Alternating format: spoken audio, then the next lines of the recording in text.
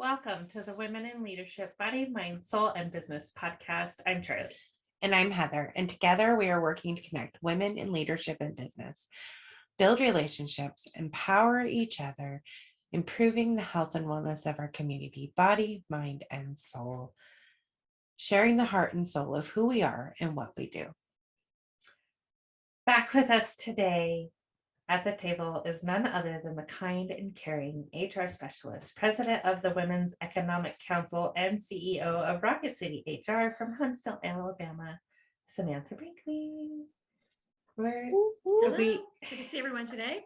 We're really, I use the word excited a lot. I'm trying to find a different word. But we are excited to have you back with us. Again, to share your heart and soul with us. But let's do a quick reintroduction. So if this is your first time meeting Samantha.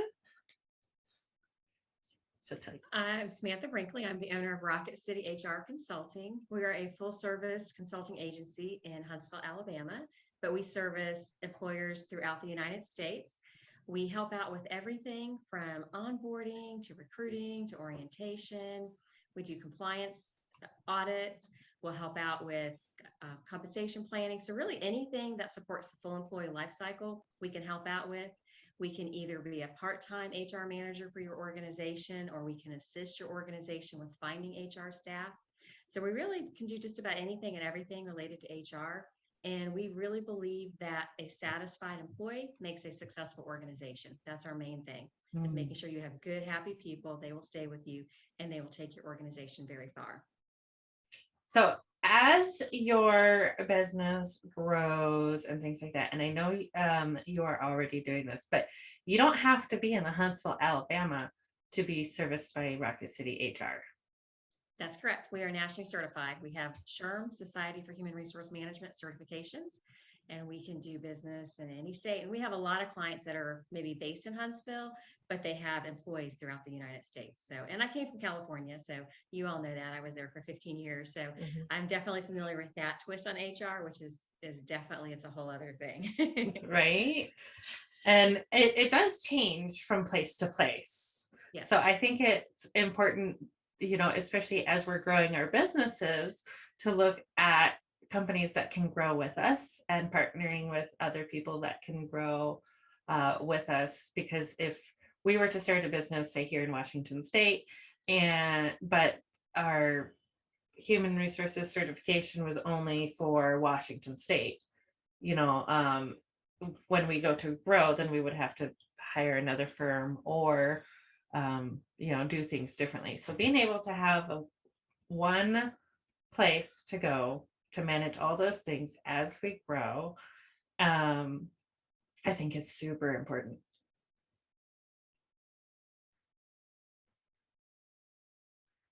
So Anna? Absolutely, I agree. It's really words. It's words. I'm being present in the conversation, so I'm like, okay, now I have to form my thoughts. Right? That's a real thing that happens. I appreciate that too. That you can work with people everywhere, and I hope that people have the opportunity to see that you are very easy to work with. You're really calm and present on video as well as in person. Like you're very authentic. Like this is who you are when you show up. And you have worked really hard at leveling that up for yourself, and so much that now you lead other women and teaching other women to do that as well. That is a lot of fun. I'm active with a lot of organizations here in the Huntsville area. So the Women's Economic Development Council is one, and the other is the Women's Business Council. The Women's Business Council is a part of the Huntsville Madison County Chamber of Commerce. And some of the members of one group are members of the other group too. But the WBC, the Women's Business Council, you have to be a business owner. The WEDC was started as basically a mentoring organization back in the late 1990s. And they started that they paired two people up, a mentor and a mentee. And they were looking around the Huntsville area and saying that there were a lot of men that were on boards, and they were going, well, where are the women? And they basically were decided, okay, we've seen all the good old boys clubs, and they decided to make a good old girls club. Mhm. And so, it has kind of spun up, and we have now spun off a 501c3 sister organization, the WEDC Foundation, and we give scholarships to girls in college. One of our members as well started the Om Foundation. Om is in like Indian Om, which means soul. And she does the similar thing as our foundation, but she helps out high school girls that have needs and helps give them the tools for success. So teaching them all the skills that they need, how to budget, how to write a resume, how to get a job, all those kinds of things. So to give them and really giving them a hand up and help to pull them out of poverty in a lot of cases. So I'm just kind of involved with a lot of those organizations, and it's a lot of fun, and it's just a great way to give back. Oh, that's And- so rad. And I think, when you step back and look at all these different things that women are doing, and the mentoring other women and building them up and empowering each other, that I think plays right into our mindset topic this week, which is cultivating creativity, because that is a very creative and out of the box way of thinking. Because I feel as women, we can, think about creative answers to difficult problems in a different way than our male counterparts. Right. Right. And I know that there is something that Samantha wanted to share with us. So I am going to let her go ahead and start with that, because Okay, it kind of goes. So our meeting this month for the Women's Economic Development Council was about the power of collaboration. So we were talking about how we can help each other in our business and in our personal lives. And I found a really great story on Facebook, and it's also on the internet. And I shared that at the opening of our meeting, and I just thought that it went so well. It's called A Powerful Lesson from the Bees. This is a story that I found, and it's also published in the Age of Awareness. So I'm going to say I'm reading the story as if I was the one that was telling it. My dad has a hobby post-retirement. He has hives all over the place in his garden, and he collects honey. Not a lot, but enough to distribute to all of his friends and relatives. I make it a point to visit him whenever he collects honey. A few days ago, I went to his house, and he showed me all the honey he'd gotten from the hives. He took off the lid of a large pot full of golden honey. All I could see on the top of the honey there was 3 little bees struggling. They were covered in sticky honey and drowning. I asked him if we could help them. He said he wasn't sure they would survive. Casualties of honey collection. I shuddered at the thought. Imagine one of us drowning in honey. He finally conceded and scooped the bees out of the pot, and he put them in an empty yogurt container and put the plastic container outside. They were still completely covered in honey and were slowly suffocating to death. We put the container with the 3 little bees on a bench, and we left them to their fate. Because my dad had disrupted the hive with his earlier honey collection, there were bees flying all over outside. These were worker bees, all of them female, no doubt, who had worked tirelessly to build the hives and make honey. Now they had to go somewhere else to restart the entire process. A little while later, my dad called me out to show me what was happening. These 3 little bees were surrounded by their sisters. They were cleaning the sticky, nearly dead bees, helping them get all the honey off of their bodies and wings. Not even one of them had flown away in search of a better place to build new hives. Taking care of their siblings was far more important to them. I watched in astonishment as 2 of the bees recovered sufficiently to fly, but they did not fly away in relief. Instead, they turned around to help the last bee, along with their friends. After a few more minutes, the 3rd bee had been cleaned and recovered enough to fly. This was the signal for the entire swarm to flap their wings and take off in harmony. The container was now empty. Those 3 little bees lived because they were surrounded by family and friends who would not give up on them. Family and friends who refused to let them drown in their own stickiness. Family and friends who had resolved to help until the last little bee could be set free.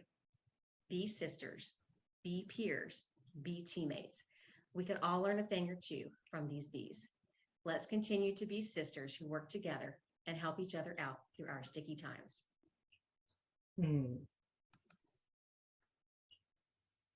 Wow. Nice. That is absolutely amazing. And that's something that, we try to do every day. And I know you do it in your work, but to, link arms with each other and continue to move forward together, because there's enough abundance for everybody. We don't need to leave anybody behind. We can help them clean up their sticky mess so they can keep going. It's so powerful. Right? So many metaphors in that story on how to live. Even just the taking the time to watch the bees, right? Like that's the taking the quiet, like the whole part of it. Like there's like so much there. Like I read an article a while ago about beekeepers being having the longest lifespan. And it's due to a number of factors. They're outside in the fresh air. They're, 9 times out of 10, they're doing something they enjoy. The watching the bees can be very meditative, and then also the vibrations they put off is very soothing to the human body. wow. And I was like, that's really cool. I like bees. But yeah. You got bees for your garden. Yeah. They're here, aren't they? No, not yet. Not yet. No, we picked out the spot for them. I didn't know that was a thing. And so I'm really fascinated by this. In your area, I don't, we have them here, and I don't know if they do there, but there's this beekeeper guy that needs different places to put the hives because, too many in one area, it's, Right. And let's help the environment and all that stuff. So I got a hold of him, and he came out and we looked around my acreage, and we found a good spot to put a set of beehives. And I don't have to maintain them or anything else. He deals with that. He brings them, he drops them off, he does everything. And just for being able to put his bees on my property, I get like 3 gallons of honey a year.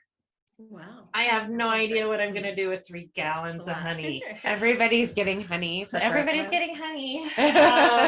I'll have to learn how to infuse honey and make, little cute little jars as gifts and things like that. But what I want to do is make honey butter. I used to find that all the time at Kroger, the grocery store, and I can't find it anymore. It was the only store I could find it at. And I went the other day and they don't have it. And I'm thinking, I'm just going to have to get honey and butter and mix it together because I love honey butter on some bread or anything. You would just use the immersion blender, wouldn't you? There's probably an actual way to do it. I had to try to use an immersion blender for the first time yesterday. Sorry. I'm like, oh, could you use the immersion blender for that? Yeah, we made burritos for the kids and us for dinner last night because we were working late, getting ready for our party on Friday. And it was the first time she's used an immersion blender to make. I'm like using a spoon to mash the beans. Like, I'm like, wait, you've got a potato masher, and she's like, I don't think I do because I use the immersion blender. And I'm like, I guess I'm learning. Let's do this. New skills learned every day. Yeah. So, Samantha, as a HR professional, I just had a question for you. How does that's the question. Okay. How does this beehive analogy work into the workplace? Like, how do you see that as an HR? I think it's just about teamwork and collaboration, and that you can do more if you work together. I mean, because you could have somebody that's just going off on their own and doing their own project, but if you're able to help your teammates, then they're able to contribute more too. So I feel like that's probably the best way that would translate to the workplace. But I mean, it's really just about caring about others and looking out for not just your interest, but the bigger interests of the organization. Mhm. And I just feel like if you have a situation where people are a team and they're working together and they're helping each other out, then you're going to do so much more. At that presentation, we actually had somebody from Deloitte come out and was our keynote speaker that day. And she showed a slide that I had never seen before, and several people that were at the meeting said the same thing. And she was talking about Harriet Tubman and the Underground Railroad. Mhm. And she said, that was an idea. Somebody had this idea. They were going to try to rescue these slaves.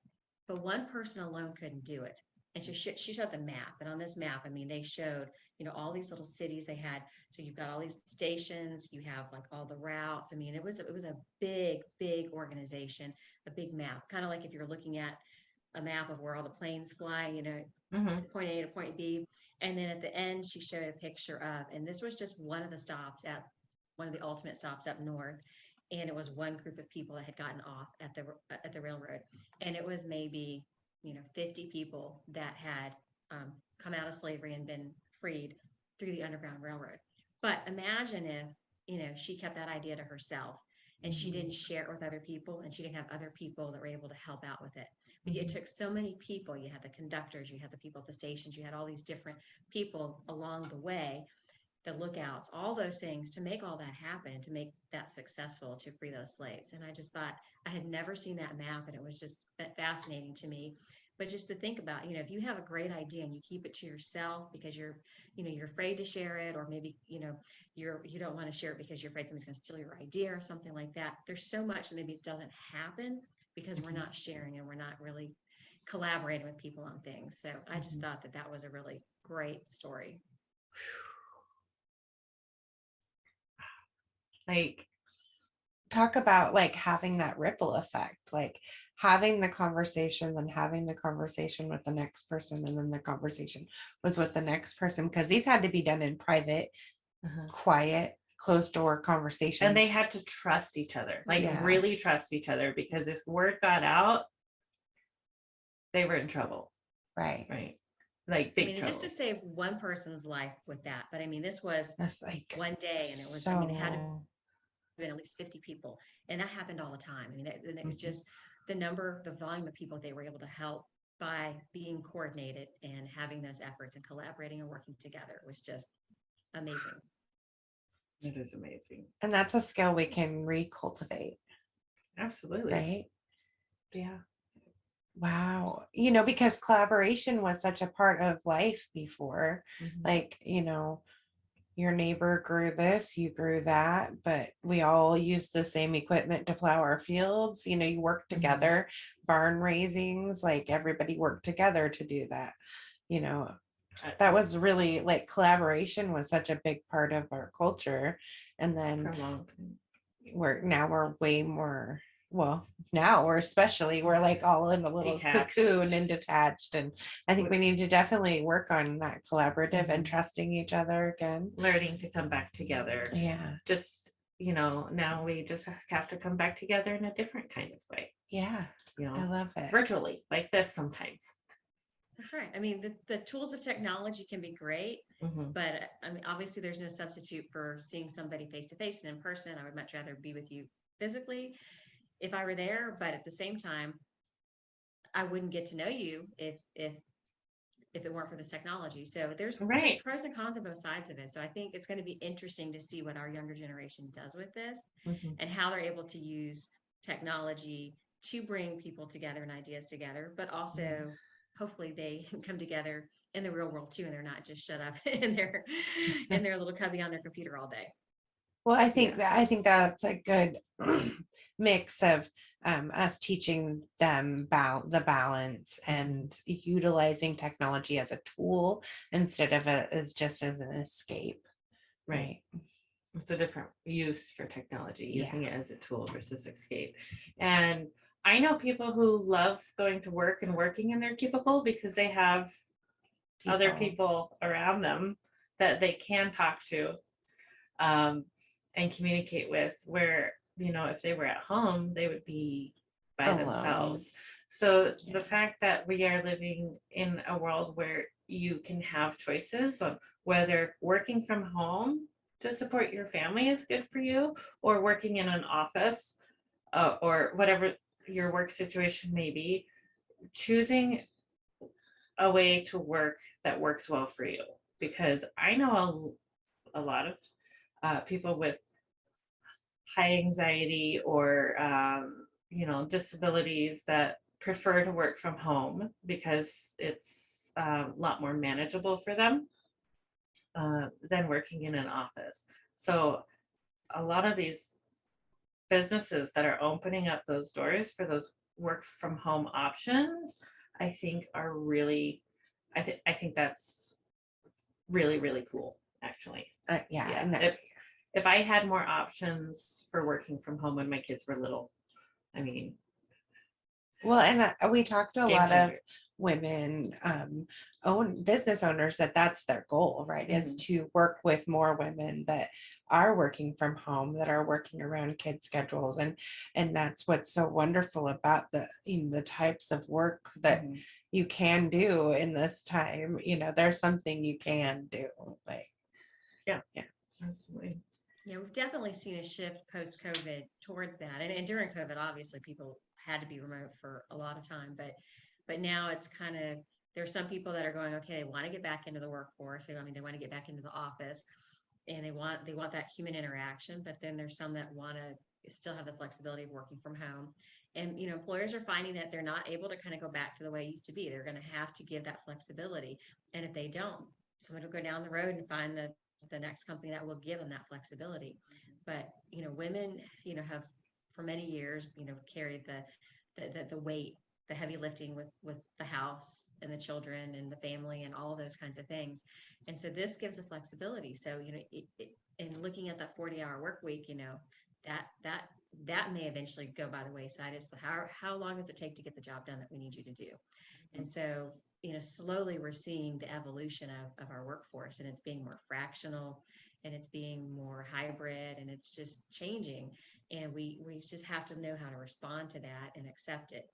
Because I'm a woman business owner and my staff is all women, and I have people that they leave at 3:00 every day because they have kids they have to pick up. And they may pick stuff back up in the evening, and I don't care. It doesn't really matter to me, as long as the work gets done. We don't, there's only a few of us that are technically full-time. The rest are part-time. So it's just being able to look at the work that needs to get done and find the people that can do that have the talents, and let them do that on their schedule, because they will be happier and they will stick with you longer than if you force them into an 8 to 5. They got to come to the office every single day kind of rut. I'm more of like a 7:30 to 3 kind of person. And I love the flexibility of working from home because I'll work for a little bit, then when I have to use the restroom or something like that, I'll go inside, I'll use the restroom, then I can like swap the laundry or real quick before getting back to work, and it helps keep things flowing in a better way for my family.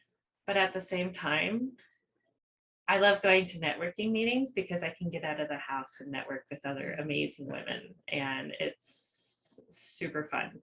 I really enjoy our in-person stuff. We've got some really great in-person meetings, and I like our virtual stuff too. Like there's some really cool virtual networking groups too. Like there's a good combination of both. And sometimes we'll go like maybe to my house, like to do the virtual network, just to change it up like where we're at. So, and that feels good too. Yeah.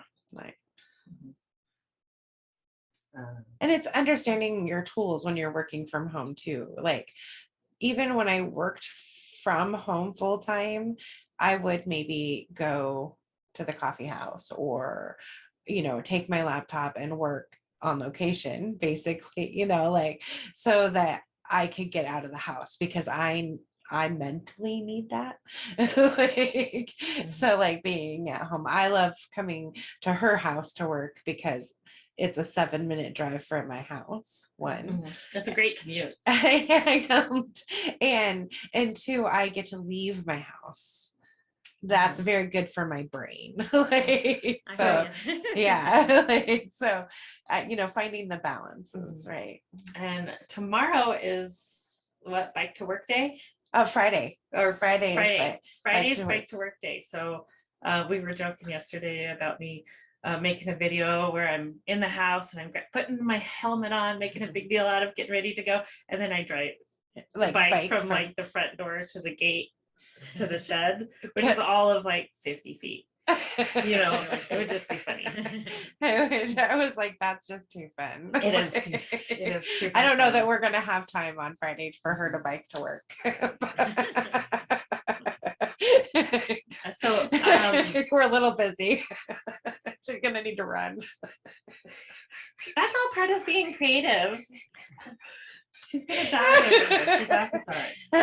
So so on the subject of cultivating creativity today, how do you love to cultivate creativity for yourself? What is your favorite creative outlet? I like doing yoga. Mm-hmm. I like doing Pure Barre. I like gardening. We talked about that. Mm-hmm. And I never would have thought of myself as a gardener. I mean, I really, really wasn't. But last summer when we moved into our new house, my aunt she lives down near Auburn, Alabama, in a small town called Opelika. And she has a huge house. She's got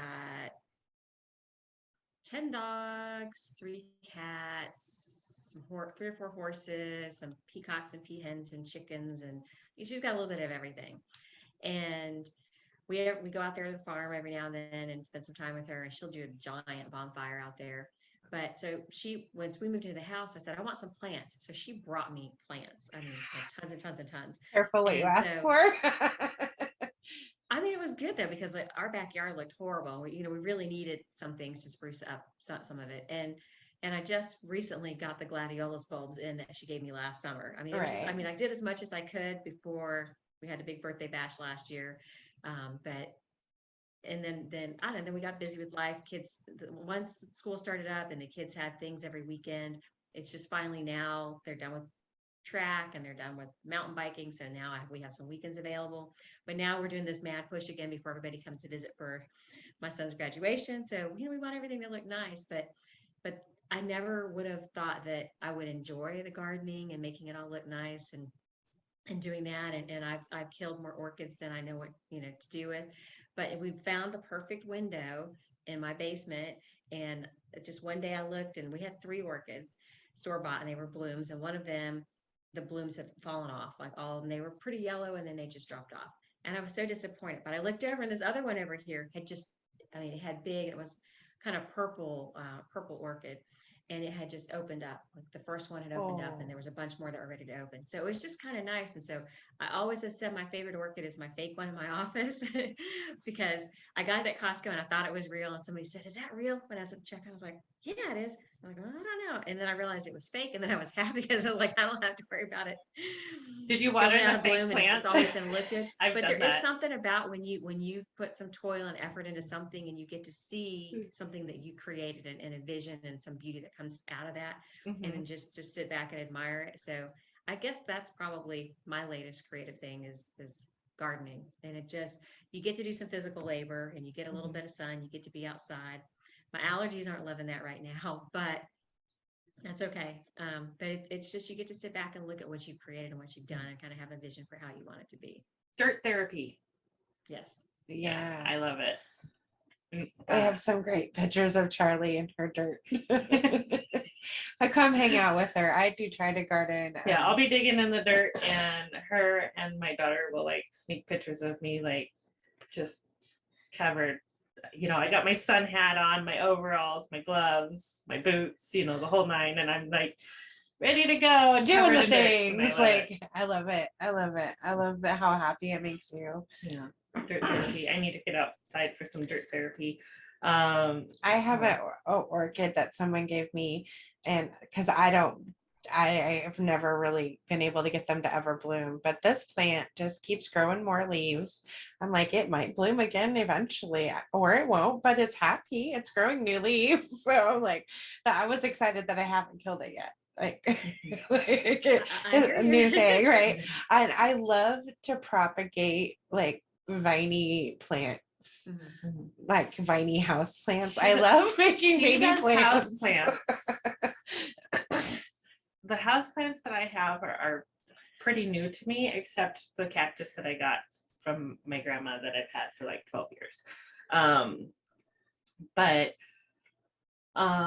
yeah, I do more houseplants is houseplants. not my I thing. think because I've always lived in like apartments and places that I couldn't really get out and garden, or the soil was so awful I couldn't garden.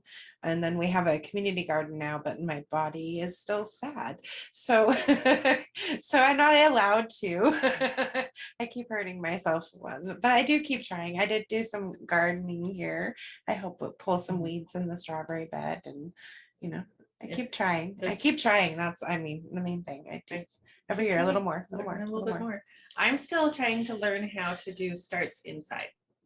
Like, I'm trying to learn how to do starts. I do better if I can put things directly in the dirt, but I'm, that's a learning process for me. Plants and pots are not my friend right now, but I am trying to be friendly with them. Yeah, We actually got a little avocado growing kit. So we had an avocado, and I don't know, we found this little kit for $5 or $6. And it was this little white plastic container. It was really nothing but a square container, and it had a little thing that you put the avocado pit in it. It floats on top of the water. And so we put the avocado pit on, and this was probably 5 or 6 months ago. And so every 2 weeks we change out the water. And then eventually we started seeing roots come out of it. And I was about to throw it out because it'd been 5 or 6 weeks. I didn't see anything.